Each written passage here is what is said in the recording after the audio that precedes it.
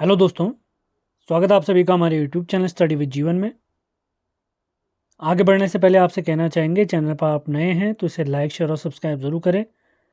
सभी latest update और class आपको हमारे टेलीग्राम चैनल और व्हाट्सएप चैनल के माध्यम से प्राप्त हो जाते हैं। हमारे टेलीग्राम चैनल, व्हाट्सएप चैनल, हमारी ऐप उत्तराखंड 360 सभी के लिंक इस वीडियो के डिस्क्रिप्शन में आपको प्राप्त हो जाएंगे। तो बिना टाइम वेस्ट किए स्टार्ट करते हैं आज का सेशन। तो जैसे उत्तराखंड में निकाय चुनाव समाप्त हुए उसके बाद आप देख रहे होंगे आयोग उसेन बोल्ट से भी तेज भाग रहे हैं।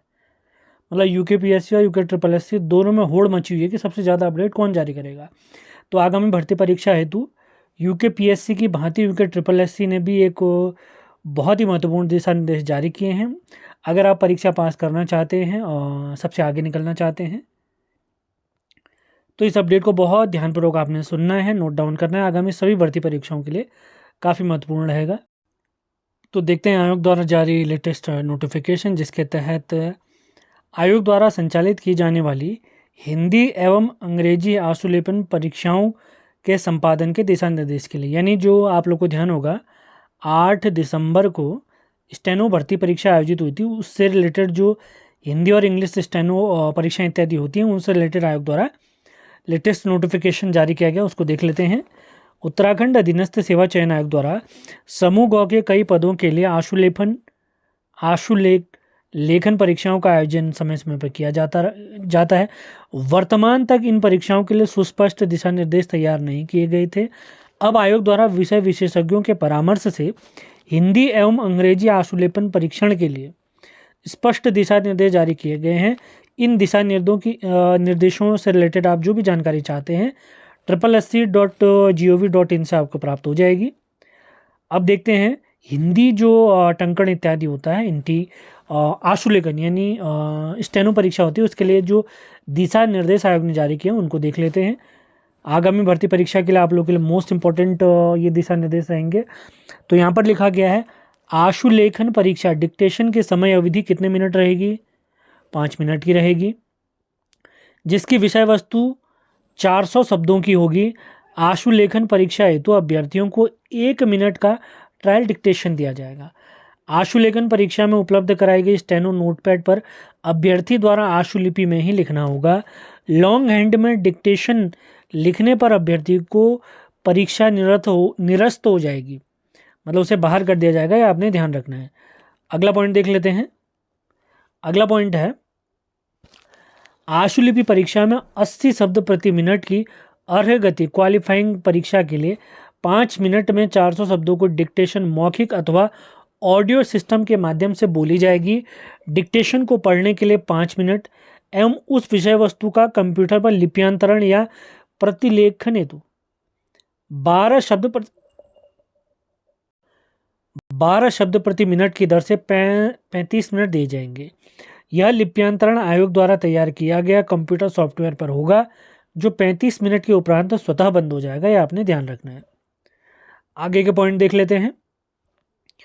यह सॉफ्टवेयर हिंदी टंकण के लिए कुर्तदेव 10 फॉन्ट का प्रयोग करेगा, कनिष्ठ साई के लिए भी यही फॉन्ट रहेगा।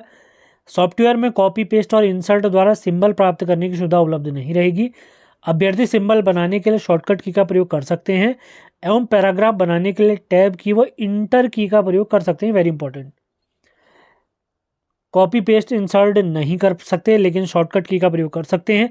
इसी के साथ टैब की और इंटर की का प्रयोग भी कर सकते हैं। सॉफ्टवेयर पर टंकण प्राप्त करने पर माउस कार्य नहीं करेगा। यदि कोई शब्द जो पूर्व में लिखा गया हो को संशोधित करना चाहता है तो वो कीबोर्ड में उपलब्ध एरो की के माध्यम से उस शब्द तक पहुंचकर संशोधित कर सकते हैं। ये वेरी इंपॉर्टेंट पॉइंट है। आगे देखते हैं। डिक्टेशन में बोले गए 400 शब्दों के 5% अर्थात 20 शब्द से अधिक अशुद्धियां होने पर परीक्षार्थी आशुलिपि परीक्षा में अनर्ह हो जाएगा। तो गलतियां कम से कम करनी है आपने। अशुद्धियों की गिनती किस प्रकार की जाएगी वो भी देख लेते हैं। पूर्ण अशुद्धियां, प्रत्येक शब्द या अंक को छोड़ना या जोड़ना, किसी शब्द या अंक के स्थान पर दूसरा शब्द या अंक लिखना, शब्दों का आगे पीछे होना है शब्दों की पुनरावृत्ति, वास्तविक एक शब्द के स्थान पर एक या अधिक शब्द लिखने पर भी अशुद्धि एक ही मानी जाएगी। जैसे किया जाए को किया जा सकता है, इस तरीके से गलतियां काउंट होंगी। अब देख लेते हैं आंशिक अशुद्धियां किनको माना जाएगा। वर्तनी की अशुद्धि, कॉमा, पूर्ण विराम या प्रश्नवाचक चिन्ह का गलत प्रयोग पर 1/4 अशुद्धि मानी जाएगी। बिंदु वाले शब्दों में बिंदु न लगाने पर या अनुस्वार बिंदी का गलत प्रयोग करने पर 1/4 अशुद्धि मानी जाएगी। ये बिंदु वाली मतलब जैसे कंगन आपने लिखना है और आपने लिख दिया कगन, तो 1/4 गलती गिनी जाएगी।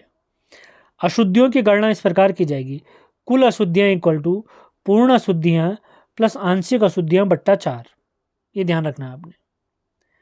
ये तो हमारी हिंदी आशुलेखन यानी और हिंदी स्टेनो परीक्षा का हो गया। अब देख लेते हैं अंग्रेजी आशुलेखन परीक्षा हेतु दिशा निर्देश। आशुलेखन परीक्षा डिक्टेशन की समय अवधि 5 मिनट की होगी, 4 शब्दों की होगी और आशुलेखन हेतु परीक्षार्थियों को 1 मिनट का ट्रायल डिक्टेशन दिया जाएगा।